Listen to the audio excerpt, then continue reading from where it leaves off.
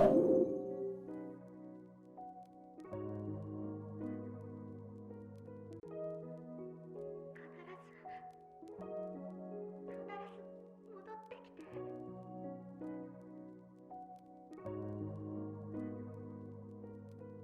on the count of three, everybody run back to your fantasy.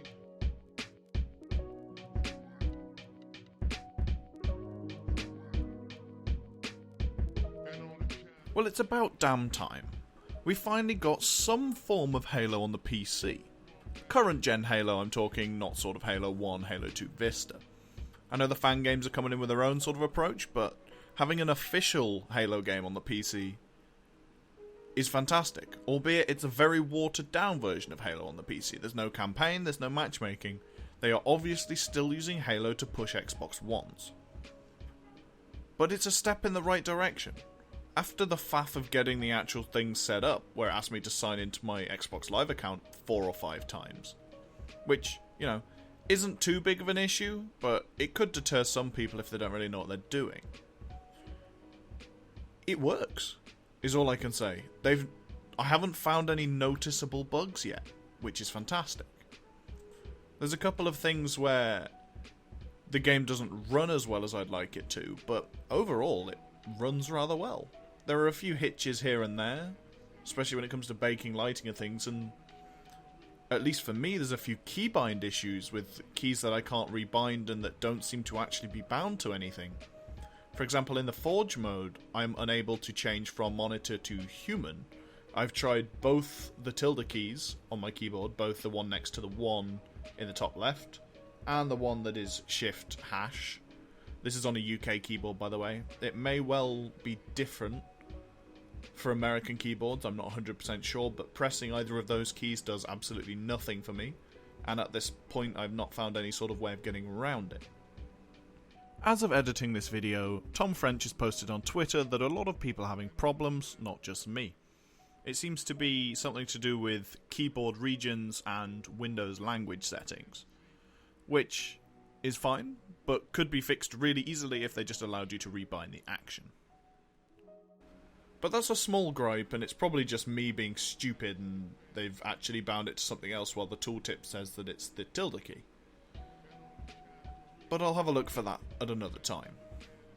What I want to talk about is whether it's too little too late for the PC community. Because there are a lot of fan games out there that are showing a lot of promise. And a lot of them are listening to exactly what the fans want.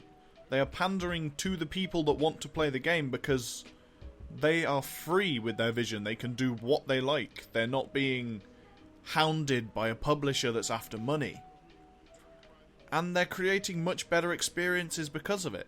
I'm not saying the Halo 5 experience on PC is bad. Not by any means. It plays well. Everything runs fine. The connection seems fine. I've not had any server problems. But it's still Halo 5, and a lot of people won't like that, because they're not fans of Halo 5. They're not fans of the new gameplay. They're not fans of the microtransaction system, albeit that's nowhere to be found in the PC version, but a lot of people won't like it out of principle. I myself don't like microtransactions out of principle, but I'll try things anyway, because I told myself that I dislike controllers, and I can't use controllers anymore. I physically can't play games with controllers. I'm not sure why, but I just can't do it. Keyboard and mouse has always been the way for me. And now that I can at least forge and create assets and things with a keyboard and mouse, it makes things a lot nicer for me as a person. So I'm quite glad that we've got the best forge in the Halo series.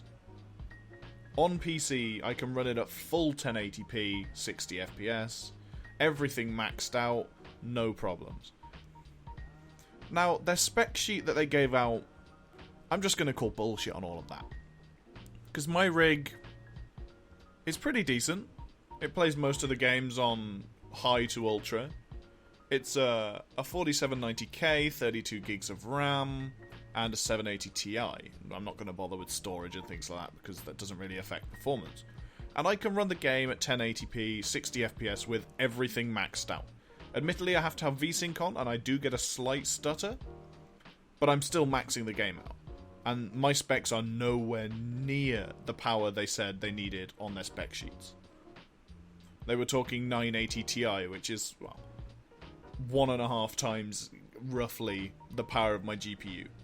And my GPU does fine. So, don't be put off by the specs they list, because it's complete and utter bullshit. Now, they've done a pretty good job with the options menus and things like that to make sure that they're fit for PC. I wish we could have a few extra things like a field of view slider and whatnot, but I can understand that the first person models probably aren't designed for it. It would be nice to see them add it in though, so Tom French, if you're watching, get your guys on it. But one thing that really irks me, as I've alluded to before, is not all keys are rebindable. I can't rebind the tilde key, for example, which doesn't work for me. The control in the Forge mode says tilde key, or shift and tilde key, or control and tilde key, one or the other. But it doesn't do anything. And there is no option in the options menu to rebind that action to a different key. Which is a bit of a pain, because it means that half of Forge mode is inaccessible to me unless I plug in an Xbox One controller. Which I've got no problems doing, but it's the little quality of life things, you know? Something I'd like to see added in the next update, because I can assume they will update this a fair amount. What would also be nice, albeit it's a long shot, is some form of matchmaking or crossplay. As far as I'm aware, crossplay doesn't exist. Somebody in the comments, please correct me if I'm wrong, but I can't seem to invite anyone from the Xbox. I can't seem to invite my Xbox into my PC lobby on 2 different Xbox Live accounts. So as far as I'm aware, there is no sort of cross-platform play, which is a bit of a shame, really. I can understand that it would be unbalanced in a competitive sense, but if you're keeping it to custom games where the majority of custom games are just fun mini-games and things like that, then, you know, I don't think that many people are going to have a problem with it. I mean, if people do have a problem with it, then, you know, make it an option for the host to select whether they want people on the PC version in or not.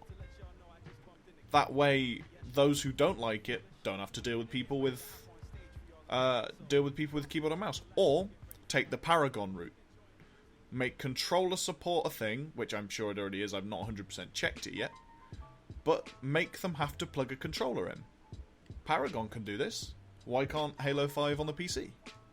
You know, a lobby leader can say, oh, I want controller only to make things fair in a sort of more competitive custom game. Then the person on the PC cannot join the lobby until they've plugged a controller in.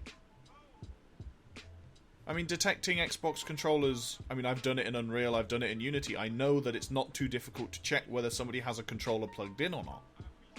And it's not too difficult to get the device ID and check whether it's an Xbox One controller.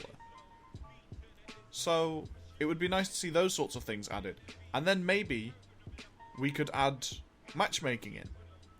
You can join matchmaking so long as you have a controller plugged in. I'm sure somebody will probably find a way around this at some point, so that may not happen, but at least let's get cross-platform play in for the custom games. That then would make it probably the best Halo 5 PC experience we could have. Without the campaign and whatnot, because I know this is being offered for free. What are your guys' thoughts on Halo 5 Forge on the PC? Let me know in the comment section down below. Don't forget to leave a like and maybe subscribe if you enjoyed. And remember, stay classy.